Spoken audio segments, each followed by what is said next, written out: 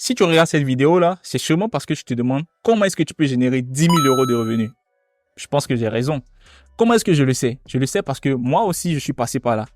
Moi aussi, j'ai fait plusieurs recherches, j'ai trouvé des idées, j'ai trouvé des méthodes, mais à la fin de la journée, on m'a demandé d'acheter une formation. Fait que je me demandais, mais ces gourous de finance en ligne que je vois sur Facebook, sur YouTube, comment est-ce qu'ils réussissent à générer 10 000, 100 000 euros par mois?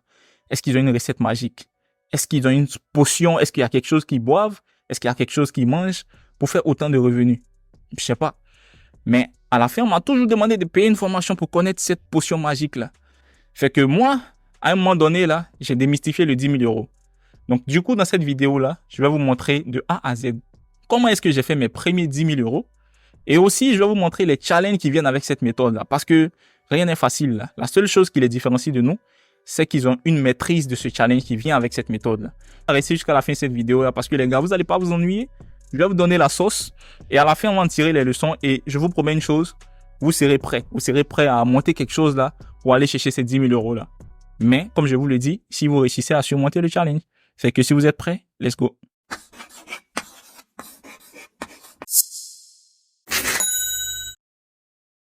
Ok les gars, maintenant qu'on est posé, on va parler d'oseille. Asseyez-vous, prenez vos chaises et prenez des notes parce qu'on va parler des choses sérieuses. Je vais vous dévoiler les méthodes et vous serez prêts à les appliquer.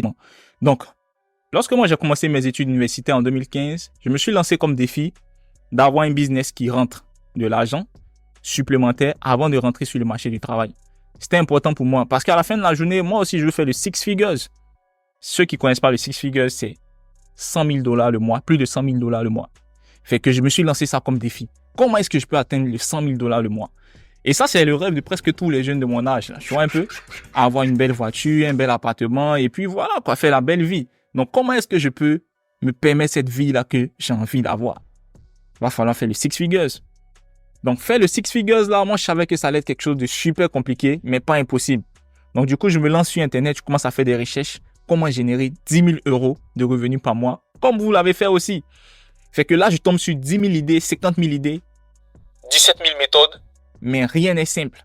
Et souvent, même quand tu as la solution, pour connaître la suite, tu as besoin d'acheter une formation. Fait que là, je me dis, mais attends, ces gars-là, ils veulent me douiller ou bien c'est quoi? Je réfléchis. Je me dis, ok, c'est compliqué. Au bout de quelques jours, je commence à désespérer. Je me dis, finalement, c'est pas aussi évident que ça. Donc, à un moment donné, il va falloir se lancer. Il y a 3 idées qui me viennent à la tête. La première, le dropshipping. C'est intéressant, mais beaucoup en parlent. La deuxième idée qui me venait à la tête, c'était la bourse des valeurs, les stocks. Je me dis, ok, ça peut être intéressant, les actions. Troisième idée, c'était soit l'élevage ou l'agriculture que j'avais eu à faire avant de venir au Canada. Donc, je me dis, ok, je peux me lancer à l'intérieur. Donc, après plusieurs brainstorming, je me dis, ok, le dropshipping, c'est quelque chose par lequel je peux commencer. Mais le dropshipping, puisque c'était saturé, je me disais, est-ce que je le commence en Europe ou en Amérique? Là encore, c'était saturé. Donc, je me dis, ok, je me tourne vers l'Afrique. Donc, pour moi, c'est une façon de réinventer le business. Donc, qu'est-ce que je fais? Je vais sur Alibaba, je trouve un fournisseur classique comme du dropshipping.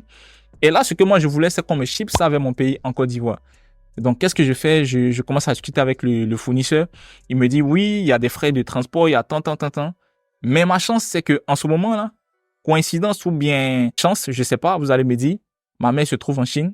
Donc, elle peut faire la recherche du produit pour moi. Donc, elle fait la recherche du produit, elle trouve le produit, on ship ça en Côte d'Ivoire. Donc là, le business réel commence. Mais à cette date-là, je vous l'ai dit, les gars, je savais pas comment est-ce que j'allais avoir mes premiers clients. Comment est-ce que je vais avoir les clients? J'ai le produit. Ce que je fais, je vais sur Facebook, je crée une page là, Facebook. Vous pouvez trouver la page même encore, Majestools. Et là, je commence à poster les produits et je lance les campagnes marketing, les campagnes publicitaires. Et lorsque je lance les campagnes publicitaires, je vous l'ai dit là, je l'ai appris sur le tas. Mon produit commence à cartonner. J'ai 1, 2, 3, 5 clients, 10 clients et ça commence à rentrer. Le produit à la base, je le revendais à 4 fois son prix. Mais il va falloir compter les frais de douane, les frais de transport. Mais en quelque sorte, je faisais des bénéfices. J'ai fait le business au bout de 4, 5, 6 mois. Là, le gros challenge a commencé. La gestion des ressources humaines. À la base, c'était mes frères qui faisaient la livraison. Mais à un moment donné, eux aussi, ils avaient les business. Est-ce qu'ils vont laisser le business pour s'occuper de mon business? Vous voyez que c'est un peu égoïste. Donc, techniquement, je me dis, si je dois prendre un livreur, je dois prendre une personne qui peut gérer mon business, ça peut être compliqué. En plus de cela, ma mère n'était plus en Chine. Donc, il va falloir faire venir directement les produits vers la Côte d'Ivoire, soit par avion, soit par bateau. Ça allait être compliqué, les gars. Ça allait être compliqué. Et là, je commence à réfléchir. Je me dis, écoutez, ça sera difficile de faire des bénéfices. Donc, ce business-là, je pense que il peut pas continuer comme ça. Il peut pas continuer comme ça. C'est vrai que ça marchait. Et franchement, je peux pas continuer parce qu'à un moment donné, les bénéfices et les dépenses, ça marchait pas. Vous voyez un peu, les gars? Donc, techniquement, je me dis, il faut que j'abandonne. Et là, les gars, là, c'était le chaos total. Je me disais, mais comment est-ce que je lance un business après avoir échoué mon premier business? Et là, c'est mon premier échec. Dites-moi, les gars, parmi vous tous, je suis sûr que vous avez essayé des choses, mais est-ce que ça a marché? Je sais qu'il y a plein de choses que vous avez essayé et ça n'a pas marché. Et c'était mon premier cas. C'était mon premier cas de défaite, c'était mon premier cas de perte. Je me disais, OK, le business était viable, mais au niveau gestion des ressources humaines, j'avais pas les capacités. Il fallait à un moment donné faire des pertes, mais j'étais pas prêt pour faire des pertes. Donc, littéralement, je suis sorti du business. Mais c'est là encore, le challenge revient. Comment est-ce que tu crées un business rentable avant de rentrer sur le marché du travail? C'est tout le temps cette question-là qui me vient à la tête. Suivez jusqu'à la fin de cette vidéo-là parce que vous allez savoir pourquoi est-ce que c'était important pour moi d'avoir un business rentable avant de commencer mes études, au fait. Donc, dès que je finis ce business-là, je suis un peu abattu. Et là, il y a mon pote, il quitte l'Inde, il rentre en Côte d'Ivoire. Il me dit, écoute, moi, je rentre, mais je vais pas travailler pour quelqu'un, je vais lancer un business d'élevage de poulet. Il me dit, OK, let's go. Donc, on se lance dans le business. 1, 2, 3, le business fait 6 mois de vie. Et là, je rentre même en Côte d'Ivoire même pour voir les réalités et le business roule. Et là, la COVID-19 vient et c'était encore le chaos, les gars. Là, c'était le chaos total parce que on n'arrivait pas à écouler notre marchandise, on n'arrivait pas à écouler nos poulets. Et je me dis, merde, qu'est-ce qui se passe? Et encore pire, les employés se permettent de mettre la main dans la caisse. Ça commence à nous voler. Donc, techniquement, le business, oui, il était viable, mais moi, à un moment donné, il fallait que je retourne au Canada. Mon pote, lui, à un moment donné, il avait eu une opportunité en France. Donc, on ne pouvait pas continuer le business. On s'est dit, OK, on va laisser tomber. Mais les bénéfices, on va se partager, même si on n'a pas fait tant de bénéfices que ça. Là, c'était ma deuxième défaite parce que mon business n'était pas dans la longévité et je voulais quelque chose dans la longévité. Donc là, je réfléchis, je me dis, mais qu'est-ce qui se passe? J'ai tout essayé. Ça fait 2 fois que j'essaie et j'ai pas quelque chose qui peut me ramener 10 000 $, 10 000 € de revenus par mois. Qu'est-ce qui se passe? Et là, les gars, je ne vais pas vous mentir, là, j'étais un peu abattu. Je me disais, est-ce que c'était possible? Est-ce que c'était réaliste de générer le 6 figures? Est-ce que c'était réaliste de faire les 10 000 € par mois, voire les 100 000 € par l'année? Les gars, franchement, je vous le dis, là, à un moment donné, là, je me suis dit, ces gars-là, peut-être qu'ils prennent des potions magiques. Peut-être qu'ils prennent des choses, peut-être qu'ils ont des potions mystiques pour faire des 100 000 € le mois.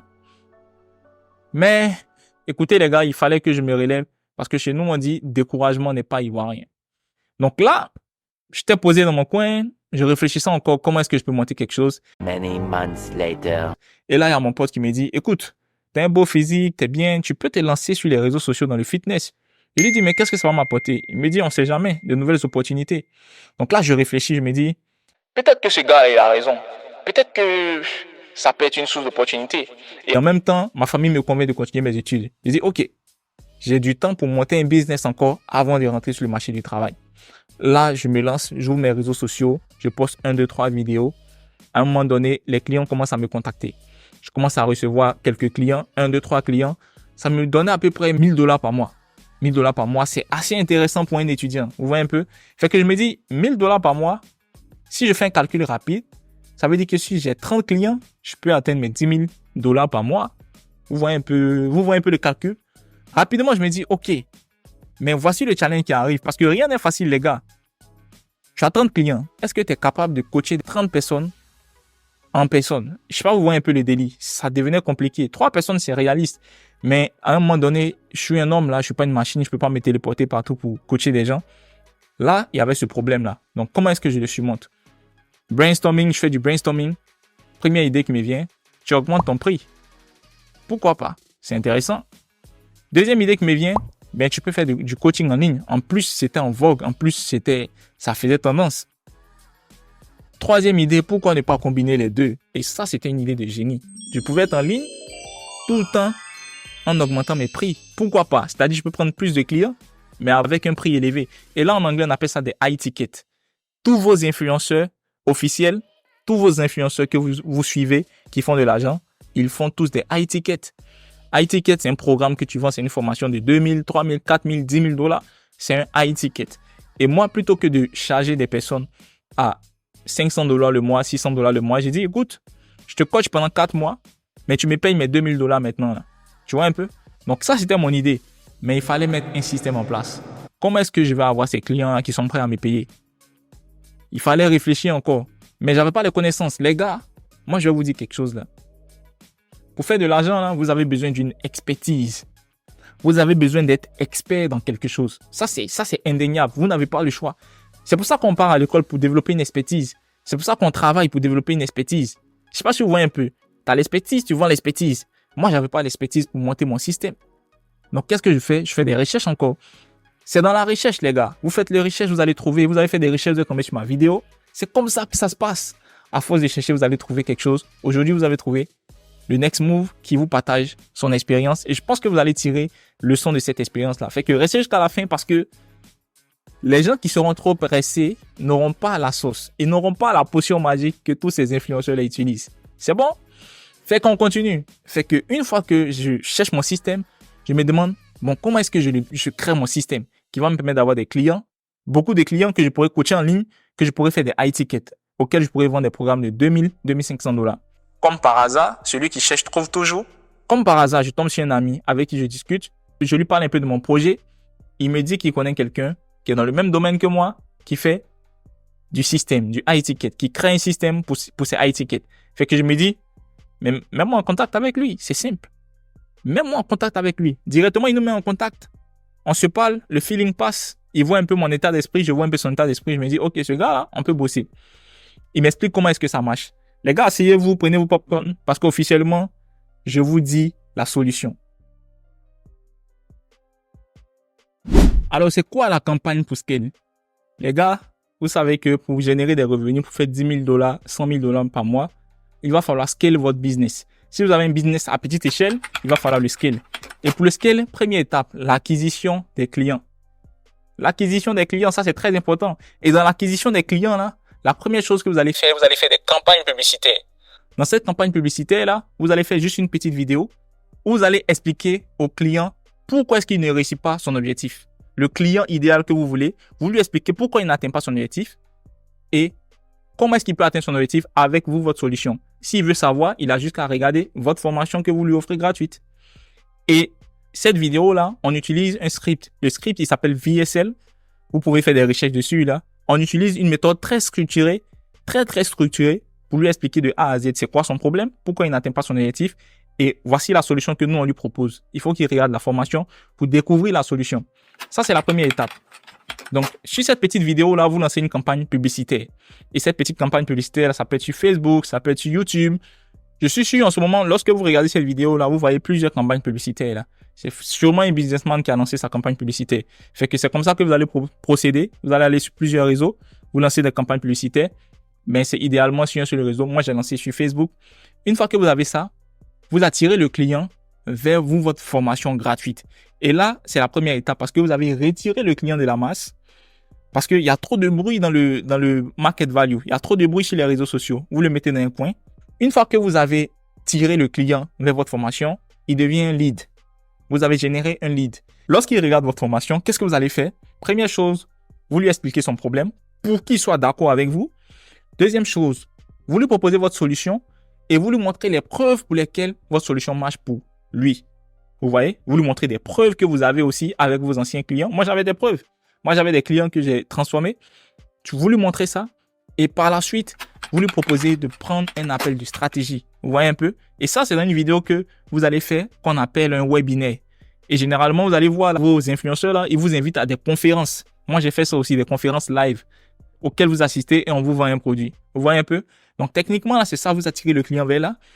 Et une fois qu'il a booké un appel, qu'il est convaincu par votre méthode, s'il book un appel déjà, ça veut dire qu'il est convaincu par votre appel. Si vous avez, on va dire, 20 000 personnes ou bien 10 000 personnes qui vont regarder votre formation, il y a peut-être seulement 5% qui vont booker des appels. Vous voyez un peu? Donc, techniquement, là, une fois qu'il book un appel, c'est là la chose la plus importante. Il va falloir avoir un bon closer, un bon script de vente qu'un closer va exécuter. Le closer, ça peut être vous. Et ça, c'est très important. Ça, c'est très important. La seule réussite de votre business, c'est que vos closers soient bons. Si vous n'avez pas un bon closer, vous ne faites pas du business. Vous n'avez pas un bon closer, une bonne offre, votre business, il est mort. C'est comme ça. C'est tout le temps comme ça. Et moi, je me suis dit, OK, mon gars, c'est le business qui est là, on lance. Donc là, on lance notre campagne publicitaire. Moi, je mets $1000 pour la première campagne publicitaire. Et là, on a quelques clients. Moi, j'avais six rendez-vous sur mon calendrier. Dans les 6 rendez-vous, je monte sur le premier appel, j'échoue. Le client dit, il veut pas prendre le programme. Le deuxième, le troisième, le quatrième, le cinquième appel, le sixième appel, je fais des clauses de $2000. Donc, le calcul est vite fait. 5 fois 2000, ça fait $10,000 en contrat. Et ça, on vous dit pas, mais on signe des contrats. Et il faut que toi, tu respectes ta part de contrat. Il faut que le client respecte sa part de contrat. À la fin, tu prends ton cash. Tu peux prendre ton cash directement. Il y a des ententes de paiement. Mais là, moi, je vous dis, je close pour $10,000. Les gars, je pète un câble. Je fais $10,000 en moins d'1 semaine. J'appelle mon gars, je lui dis, écoute, toi, ta méthode là, c'est une dinguerie, mon gars. C'est une dinguerie.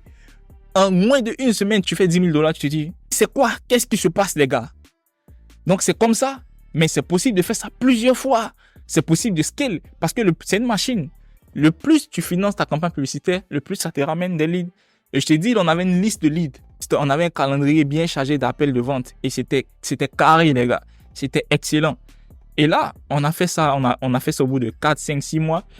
Mais je vous mens pas là. C'est pas tous les mois qu'on a fait $10,000. Il y a des mois où c'est en baisse. Il y a des mois où c'est en hausse. À un moment donné, moi, je me suis séparé de mon gars pour bosser moi-même parce que j'avais des connaissances. Et ce système-là, moi, je te le dis, là, tout le monde l'applique. Tous vos influenceurs l'appliquent. Fait que moi, aujourd'hui, j'applique pas encore ce système-là. Je compte l'appliquer dans le business que je compte développer. Mais le fitness, à la base, il est devenu saturé. Parce que être musclé, là, c'est juste quelque chose de normal maintenant. Tout le monde est musclé, tout le monde est coach sportif. Donc, ça devient un peu compliqué pour faire vraiment de l'argent. Moi, à la base, j'ai fait des formations pour ça. Mais aujourd'hui, tu as juste besoin d'être influenceur, d'être musclé, d'avoir des abdos pour être juste coach sportif. C'est vraiment, vraiment, vraiment concurrentiel. Donc, si c'est quelque chose que vous voulez faire, vous pouvez faire. Mais je vous le dis là, moi, j'applique en ce moment une autre méthode que j'utilise. C'est plus des high tickets. Je fais plus de campagnes publicitaires. Mais je fais des revenus un peu supplémentaires sur le côté. J'ai des clients que je coach et c'est intéressant. Pour le moment, je taffe aussi. Donc, ça fait que je suis occupé. Mais je travaille sur un projet que je vais vous parler de ça peut-être dans le futur. Mais techniquement, c'est vraiment ça.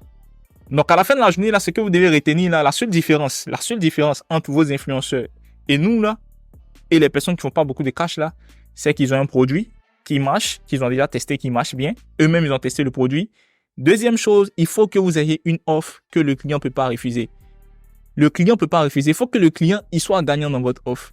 Troisième chose, vous devez avoir de bons closers. Si vous avez des bons closers, c'est carré, les gars. Si vous êtes un bon closer, c'est carré. Et ça, là, c'est quelque chose que vous devez comprendre. Un bon vendeur ne va jamais manquer d'argent.